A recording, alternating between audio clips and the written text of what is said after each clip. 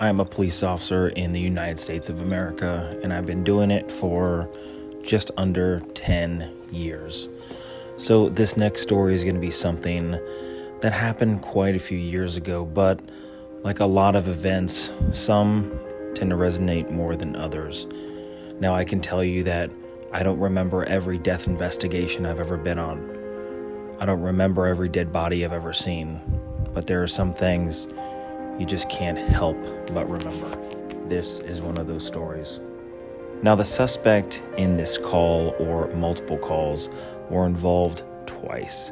Now, the first one happened at Subway, and it happened during a carjacking. Now, we don't get a whole lot of carjackings here, but this one was the carjacking of a Subaru Outback. Now, you may say, why would somebody want to steal a Subaru? Well, this gentleman did, and he did it in a very aggressive way. Now, the owner of the Subaru was getting a Subway sandwich for her husband. She was in her late 40s, early 50s, and this gentleman decided to come up behind her, point a gun in her face, and when she didn't react the way he wanted, he pointed the gun to the ground and shot a single round into the pavement. She dropped the Subway sandwich, began to freak out. He ripped the keys out of her hands, got in the Subaru, and drove off. Now, later in the night, the Subaru would be seen in a different sector of the city. I was working the north sector, and it was being dispatched on the south sector. Now, inside my patrol car, I scanned both sectors, so in case something like this happens or some large event is heading my way, I want to be able to hear it. But my channel, north sector, is the priority channel. During this time, I was working one of the most dangerous areas of the city and was constantly bogged down with calls. Now, I happened to get back into my patrol car while leaving another call, and I hear that the Subaru from the incident that I was involved in earlier had been spotted by a South Sector officer. Now, it was traveling northbound down a highway, and I know that there's only a few places that this vehicle could go. As you tend to know your city, you know there are large traffic routes, there are neighborhoods, and there are places that generally people don't want to run from the cops. Most of those are in neighborhoods that sort of end in dead ends. In the bad parts of town, we have sort of a grid system of streets. The streets go all the way through, however, they're capped off on certain ends, and if you're unfamiliar with the actual streets, then you'll find yourself jumbled up and stopped right in front of a concrete barrier. So most people want to use direct routes. Well, this highway traveling northbound had a few direct routes, but it wanted to head out of town. And don't ask me how I knew it. It was sort of a hunch while listening to it over the radio. So I was coming from this bad part of town, the north side of town, and again, they're traveling north from the south sector. So I get on the road, and I'm traveling behind a fellow officer who now we're running lights and sirens, or what we call code. So we're running code, and we are traveling at a high rate of speed, and we know they're going to take basically a right-hand turn, travel eastbound, and then out of the city. There's a large freeway, I guess you could call it, that attaches to this highway, and that's how you would get out of the city that I work. Now, the officers following this vehicle were giving constant updates of it's left here on this street, it just turned right on this street, and I just knew it was coming my direction. Now, the officer in front of me also knew it was coming in the direction because, again, like I said, once you know your city, you know your city.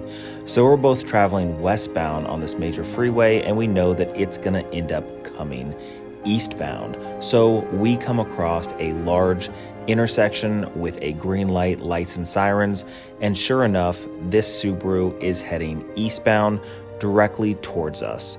Now, this officer in front of me decides to make a split-second decision and thinks either the vehicle is going to hit the sidewalk and travel down the sidewalk because the traffic stopped in the street, or it's going to jump the median and go into oncoming traffic.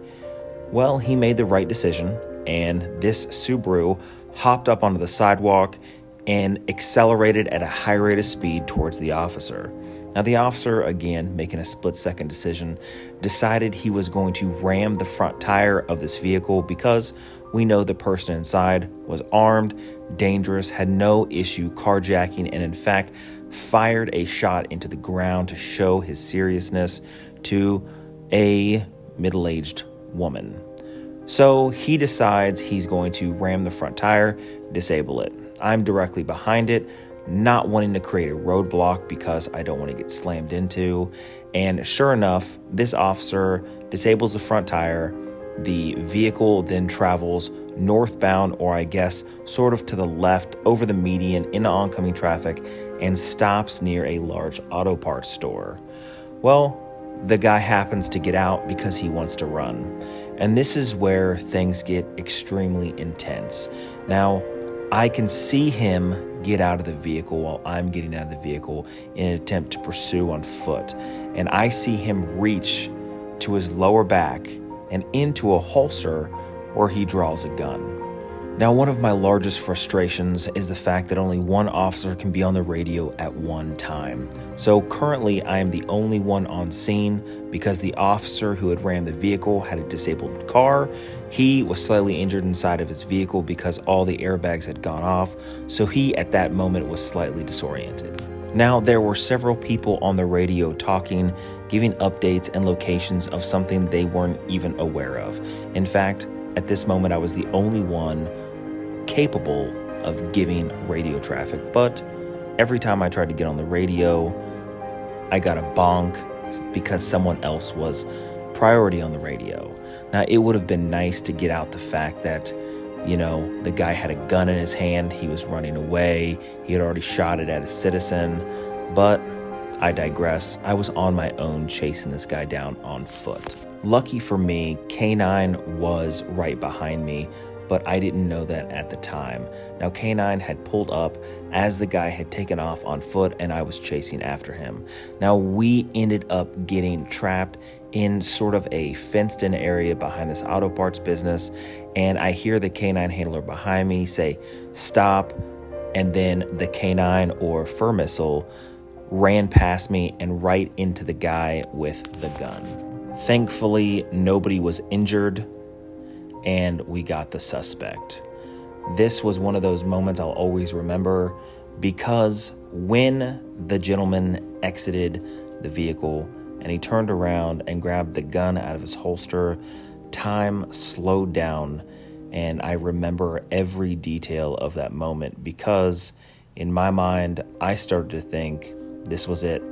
I'm either gonna die or I'm gonna have to kill someone, which is a terrible place to be.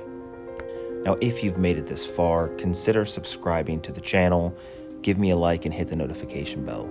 I'm going to release a video every Friday, and again, each one of these stories is a personal account of my own life on patrol, and it is continuing. I still have this job, so plenty of stories in the future.